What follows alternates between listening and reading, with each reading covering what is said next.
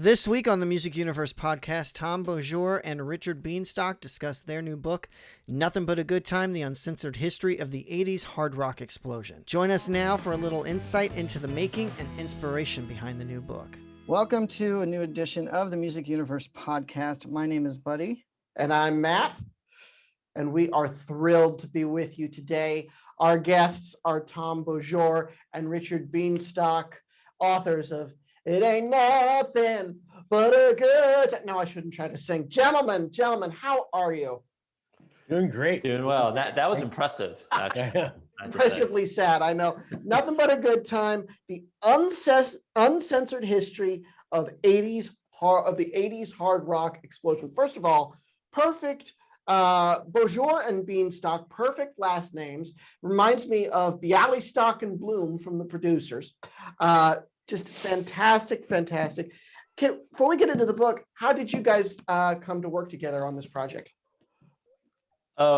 We have known each other for probably 25 years. We spent many of those years working together at Guitar World magazine, starting in the late 90s, and then, for decades. And then since then, we have always been in touch. This is the music that we both grew up loving. We used to talk about possibly doing a book like this when we were both working in the Guitar World offices, which is more than a decade ago at this point. So it was something that was always sort of in the back of our minds to do. And then it kind of took being in the right time and place to pull the trigger on it, I'd say. What made this the right time and place?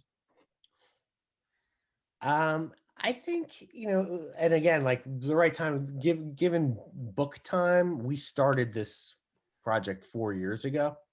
So it took like, a long time to get done. But I do think we either got lucky or had a feeling. I'm not sure. I'll credit us with a little bit of foreknowledge or something. It felt like it was indeed like about that we needed to do it now. And I think we were right, because you suddenly, the book is coming out, and I wish we really had timed it this way, but like, Cobra Kai has all these 80s bands in the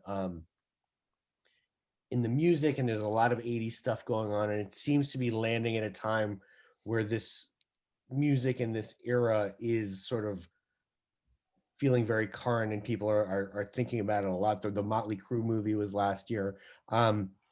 So maybe, all of these projects probably took about the same amount of time to get done as our book. Like suddenly there must have been something in the water or the air, in 2017, where people were like, I think it's time to do this project I've been thinking about. And yeah, we just got to work. I mean, the first year of working on the book, we didn't even have a book deal, so we didn't even know if it would ever actually exist.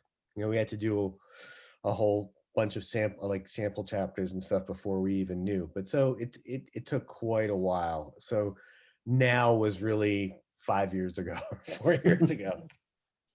Well, I'm a huge fan of that era. I mean, some of my favorite bands, Poison, Bon Jovi, Cinderella, you name them from that era. It's a really unique era. And reading what I've read so far, because I didn't get through it all yet, just really paints that picture from the artists themselves. What gave you guys the idea to actually let the artist tell the story through interviews, where you just kind of put them together to create that story for each chapter? I think that you hit the nail on the head a little bit. A big part of it was this idea of like, let the artists and the other people, managers, agents and label people, so on, let them speak. And in turn, that helps to put the reader just right there in the moment. That's one of the great things about an oral history, is it really just, it just can bring you to that time and place and really paint the picture in a way that I don't know that you get the same experience secondhand from a writer. And that's all to say, like, we did have discussions about whether or not to approach it that way, or if we should just write the book. Our agent was instrumental in also, pushing us toward the oral history design. But that was really it. It was just like, what would I want to read if I was going to read a book about this time? And it's like, I just want to hear what the people who were there had to say and hear it unfiltered from them. And within that, of course, there's a lot of crafting that has to go on from the authors in order to tell the story. And you're telling the story that you want to tell or that you think needs to be told. But it just seemed to make more sense to give as much space as possible to the people who were there to voice their expression of what it was like. Was that a challenge trying to figure out how to craft the narrative and kind of, I'm sure the interviews weren't exactly the most linear. Was it tough to whittle it down and put it in the order that it's in? Because it's really engrossing and it's not just random thoughts. It really is the history, the story. It was definitely a challenge. I mean, what we did is we did all of these interviews, and then we created these large strands and sections of the book. Like we had, like part of my gig was I wrote the whole White Lion story and the whole Warren story. Rich did a lot of the LA stuff. So we had these long linear stories, and then what we did is we diced them up into the chapters, and we fit them all together. And I mean, we spent like a couple days literally just across from each other at Rich's house, like slicing up, like, okay, so the 5th Warrant chapter will go here, and then the 7th Poison chapter goes after that, and really making sure that even though every transition there's going to be a break, that it somehow felt good moving from one section to the other. So we were really super conscious about that. And then, also very aware, like, oh, blah, blah from my interview said something about this thing you're working on, and making sure that each of us, that we were sharing all of the information so that we didn't, that everyone had access to everything. So it was definitely not easy. Mhm. That was the hardest part of the book, I think. Yeah, and you guys have, I mean, there's like, I didn't count how many people, but probably about 200 people that you interviewed. How did you, I mean, that had to be a process in itself just to get those interviews secured. It was, and you're right. There's a little over 200 interviews, I think. Wow. Um, and that was another thing where it was sort of like, when we first started, and especially after we did the sample chapters and we knew that this was going to be a thing, it was just like, go after everybody. And it wasn't like, okay, let's focus on this part of the story, let's get all of these people and then write that part and then move on. It was like, you just reach out to everybody and you just start gathering all this information, which also means that, one day you're interviewing somebody about something that is completely different than what the next person is going to be doing, the next person. So you're preparing for all these different things and just logging it until later, where you might not revisit some of this stuff until 2 years later, actually, because you're just going off in other directions. So the first year or maybe even 2 years was just getting interviews, and that happens through a lot of different avenues. A lot of it is just, the relationships that we have from 25 years of being in this world. And then from there, it's like you talk to some people and you earn their trust, and they set you up with other people, whether it's like former bandmates or their former manager, or so on and so forth. And they will, do a sort of third party qualification. They're like, hey, talk to this person, they're legit. And so and then other people, you find them on Facebook and you send them a message explaining who you are and what you're doing, and you hope that they respond. So it really was just find everybody by whatever means necessary, and then just go from there. And did you guys go after people, and you don't have to give names, were there people that you really wanted that you weren't able to get?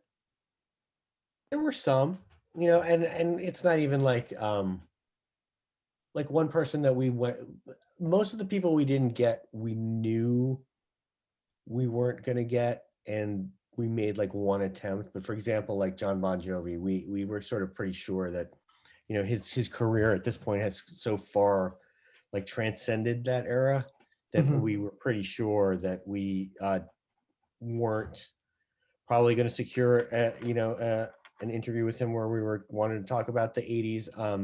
We like sent one request, but like we knew that that probably wouldn't be something that we were able to pull off. There were a couple other people. Mostly we got, you know, um the people that we really wanted to talk to. There weren't like, there were a couple where it was a nail biter. I think I have 18 months worth of emails trying to secure an interview with Sebastian Bach, because he's like, when he's on tour, he doesn't do any press because he's fully like singing focused and stuff. And so that there were some like that, like, whoa, are we not going to, we got to get him. And like Rich and I would be on the phone like, well, what if we don't get Sebastian? But most people in the end came through. We were very, very fortunate.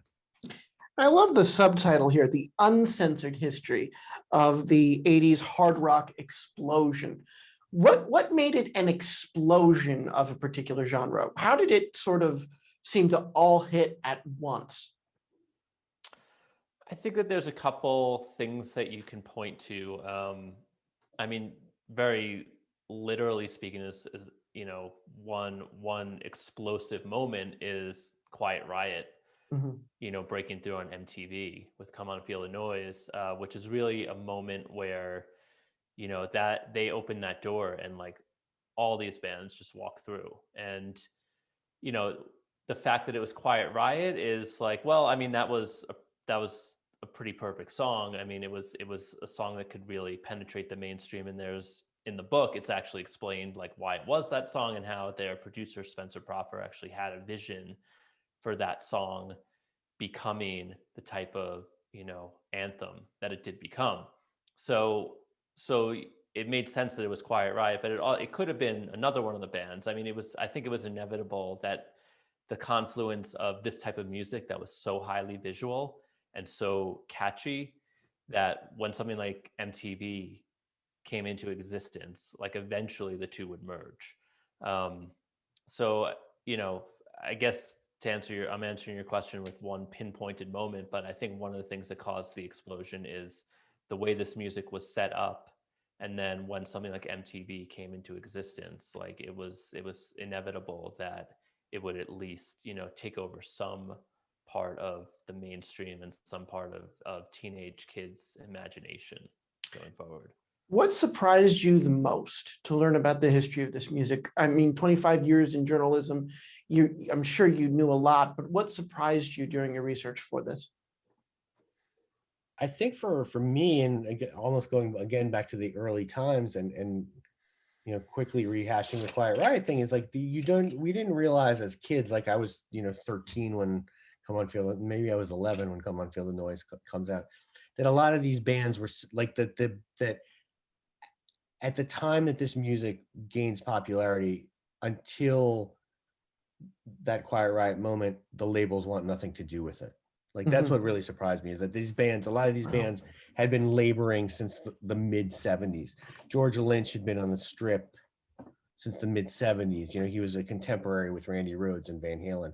A lot of these people had really been there for a long time. Twisted Sister on the East Coast, also working through the whole 70s. So the fact that this whole thing sort of happened by accident, that the industry in itself had no, like, that it was totally unfabricated, like it wasn't like some master plan, like we're going to get these guys in the tight pants and the long hair and we're going to sell 1 million records. The labels had no interest in it. They wanted the next Elvis Costello, the next Knack, the next Go-Go's. They thought these guys were dinosaurs. So like the music that really came to dominate 80s rock had been completely written off in the early 80s as like, this stuff is over. That's like Zeppelin and like that's last decade. And then it came back and sort of dominated the whole decade. And as kids receiving this stuff from MTV, I don't think we were aware of how long that first wave of bands had been waiting in the wings, and like Right. even as journalists, it really hadn't. I've interviewed Van Halen and lots of these other people from these eras, and just that whole picture of that sort of them being ready to go for so long was not something that had at all been part of my consciousness. Wow. Yeah, and I know with that came grunge relatively quickly and almost like the book says, almost like an overnight thing. There went the 80s, and there was so much authenticity with the 80s that I feel really made it just stand out. I know that Poison used to create their own pyrotechnics and create their own stage shows from scratch. They didn't have the backing that they had, and then of course they got signed to Enigma and Capitol, and it went from there. But so much of that, yes, they might have had the flamboyancy of some of the 70s rock, but it's just the music to me just makes it's all organic. Not that grunge wasn't, but it was just a different style of organic rock that I think really struck people, and very visual too, that I think helped with that. Yeah, I think you're right, and what you said is exactly right. It was very organic, and not that grunge wasn't, or not that anything else isn't. But I think that's the thing about this music, is that people look at it differently than they look at all these other types of music, and it's seen as this thing that was very, a corporate creation, and highly produced, and very slick, and so on and so forth. When yeah, it became that, and it was that for some of the bands, but even some of these bands that you really associate with that, such as a Poison, because of the way that they looked and the way that they presented themselves, it comes from a very DIY place. And yeah, they're creating their own stage shows in the early days. They're doing everything on their own. They're putting out their own records. I mean, Poison puts out the first record on Enigma, but they do it for something like $23,000. It's like nothing, and then it gets picked up by Capitol. Um, and all the bands before them, whether it's Dokken or Motley Crue or Rat or whatever, they're either self-releasing, or they're putting out records on really small labels that maybe one person is just operating. So this music is coming from a really grassroots, organic place, a very DIY place, but it's not. People don't think of it that way, the way they think of punk or the way they think of indie rock, when really it's exactly that way. It's the same exact thing, and maybe more so. Why has 80s hard rock stayed in the hearts and minds of that generation of fans so fervently, and unlike any kind of music before or since? I think because it was, part of, it celebrated youth, and it celebrated like a carefreeness, and it celebrated like a party, and a belief, your belief about these bands when you watched a Poison video, or even like a Cinderella video, or these bands on tour and stuff, was that they were like living your best life. There was an escapism to it, an aspirational aspect to it, where you're like, I want to be that guy, or and so I think for a lot of people, it has a very pure memory. Like when they were listening to this music when they were young, is when they were having fun. This music is associated with good times. There's no mistake why we call our book Ain't Nothing But a Good Time. It was, it's a pleasant memory in people, in people's rear view mirrors. And I think the fact that it was like taken away from everyone so quickly for about 10 years might have something to do with it, but it, Yeah. As well. But I think it really is that, like, this is a music that recalls, and maybe even if you had a crappy childhood growing up in the 80s, this recalls the good times for most people, and it probably makes them feel, even if they didn't have a particularly pleasant run in their adolescence, like, oh, those times were great. Look, Ricky, CC DeVille's running across the stage, like everything. It really was, there was an escape to it that I think is really important. And even when you go back, and I do it, even having written this book, I'll go watch videos on YouTube once in a while to recharge my batteries. And there's like something about seeing a band and like a guitar player like jumping off one of these ego ramps, or like running up a thing and like flipping his guitar around his neck, and you're like, I feel much better now. Yeah, Yeah. I've always wished that if we could make a DeLorean like Back to the Future, I would Sunset Strip during the mid 1980s and experience this in person, because it's fascinating when you think about just how busy it was and just how successful they all became, and they were living that sex, drugs, rock and roll lifestyle that everybody had seemed that, and if you're in a band, they wanted to achieve that. I think so, and I think when these guys in the bands talk about that time, they pretty much all describe at least the Sunset Strip the same way, which makes you realize like that's probably how it was. It's always some form of like 24/7 party or 24/7 Mardi Gras, Sodom and Gomorrah, like all this type of stuff that they all have this sort of group think memory of it. And yeah, I mean, there were probably thousands of bands, and there were certainly thousands of fans that were out every night, probably of the week at one point. And so that's another reason why it felt necessary to sort of capture this and to explain what it was, because it's whatever you feel about the music or the culture behind it, it was a real moment in history that existed and that hasn't existed before or since, and most likely never will again. So it's worth chronicling and letting people see what it was.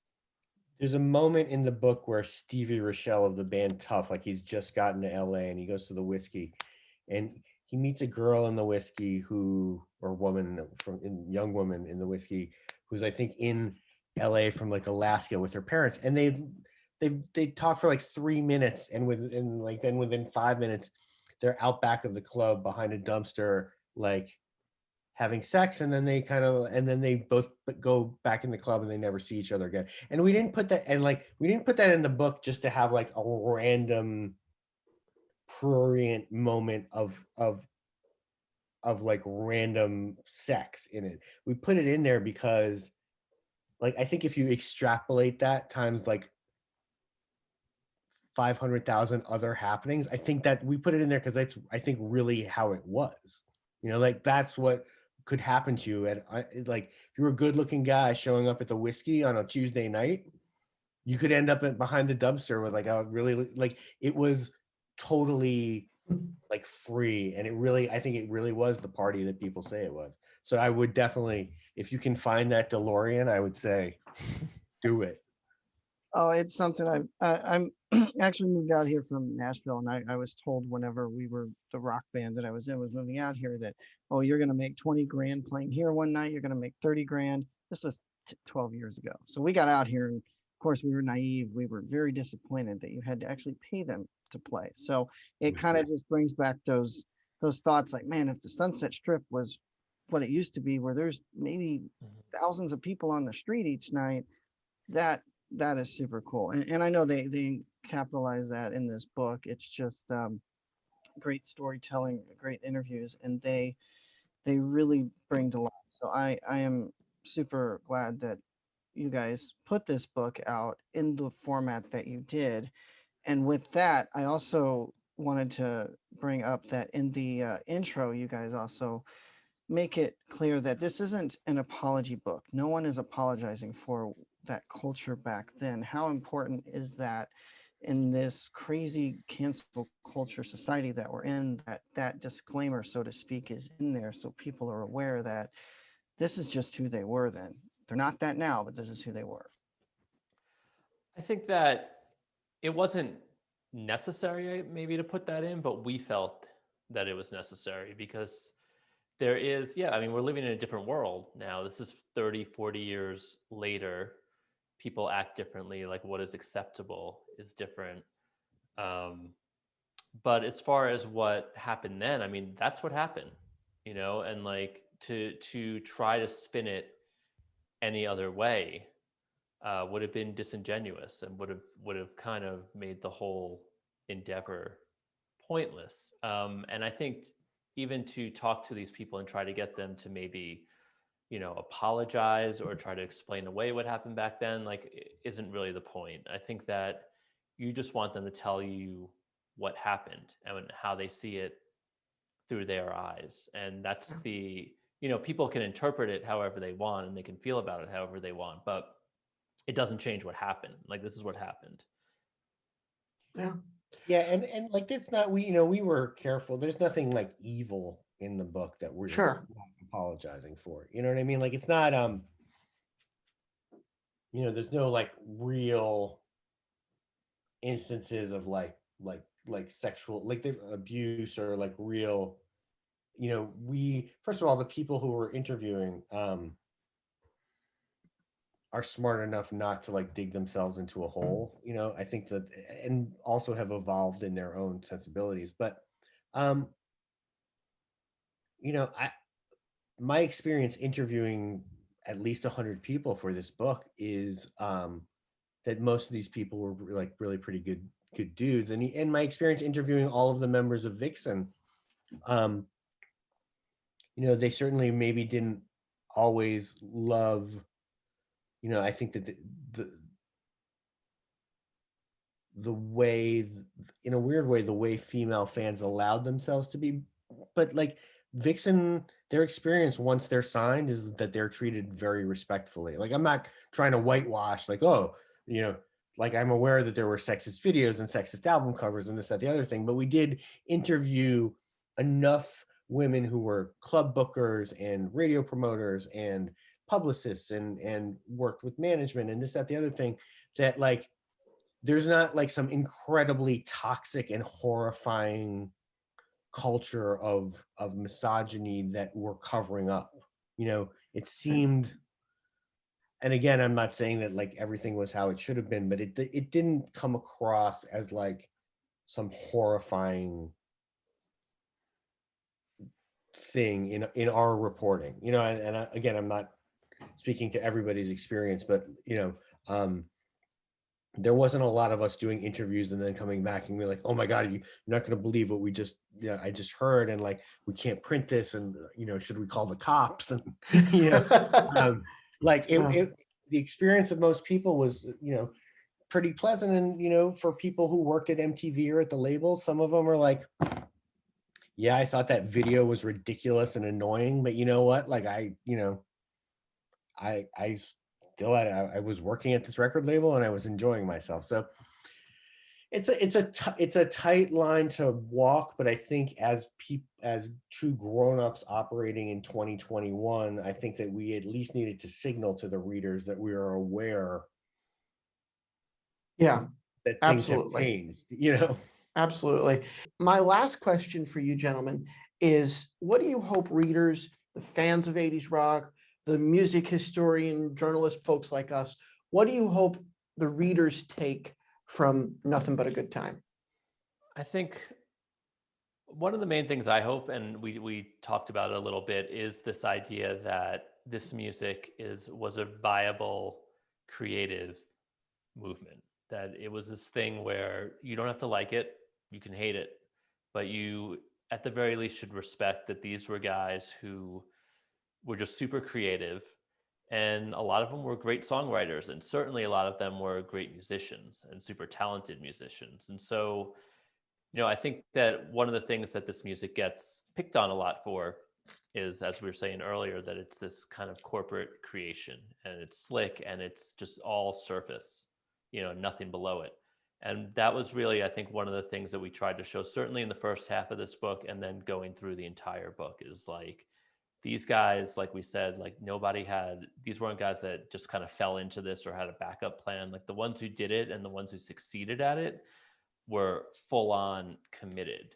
And that was every part of it, the creativity, but also just the commitment to their instruments and their songwriting to really do this and to do it with everything that they had.